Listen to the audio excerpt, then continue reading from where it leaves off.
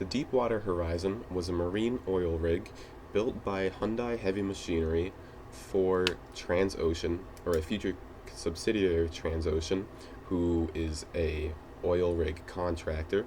Now, Transocean in 2010 leased this rig to British Petroleum, who was going to use it to drill a well for their Macondo prospect, which was an oil deposit in the Gulf of Mexico that BP had prospected and bought the drilling rights for. They were going to bring this rig from Transocean out and then, along with it, contract a crew from a different contractor called Halliburton.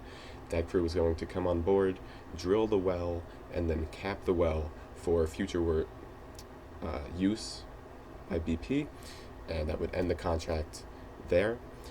Now, the contract was proceeding well until April 20th. At this point, it was 47 days over schedule and $50 million over budget.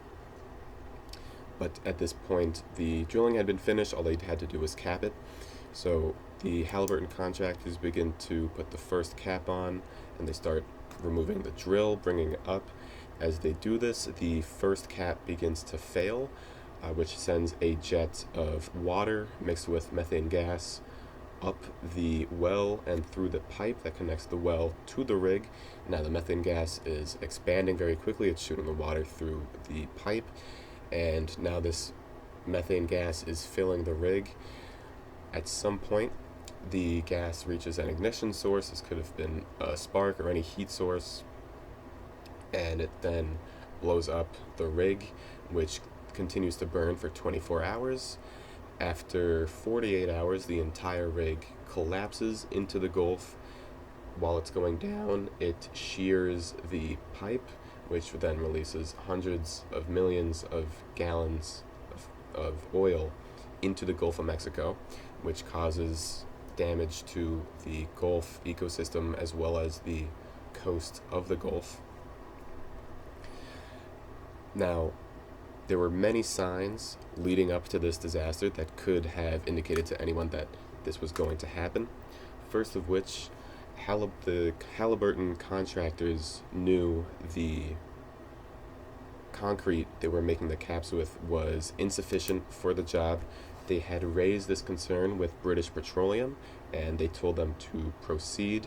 This was consistent with British Petroleum's culture and values at the time. They had a history of cutting corners to save money and time. This included reducing the number of bolts they put on the metal sheath that was going around the drill, as well as reducing the time they'd use on certain jobs, such as the settling time for the sludge in the drill, just to get it done faster. As I said, they were over budget and over schedule.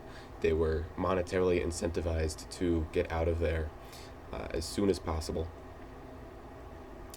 And in a broader cultural sense, this rig in particular, the Deepwater Horizon, had a reputation among regulators and oil drillers of being safe, which was largely unfounded. There wasn't much to back this up, but it was state of the art. It was sort of first of its kind, so it had its own reputation, which caused the regulators to not take it as a serious threat.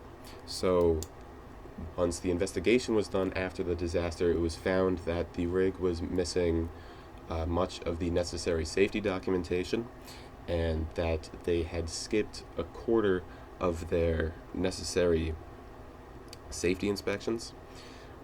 And at this point, by the time it exploded, BP was losing $500 million a day on this contract. And finally, generally at this point with marine drilling, there was a psychological factor at play, in that when you're drilling for oil in a marine environment, the drills are thousands of feet below the surface, so you can't really see what's going on. You can't get like a visual assessment of what's happening, and if it's out of sight, it's out of mind.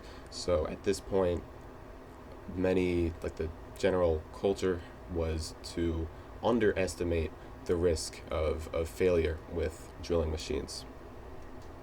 So, if I were there at the time, I would tell the Halliburton contractors to insist to BP that the job can't be done with the current materials.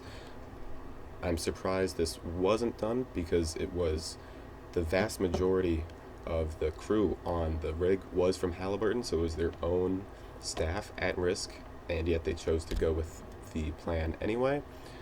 And but as I said, BP ignored their first complaint, so BP would probably ignore any other complaints they raised, at which point I would bring it to a probably federal level, since there was the Bureau of Ocean Energy Management, bring it to them to get them to stop work, shut down the job before it gets any worse and eventually blows up like it did.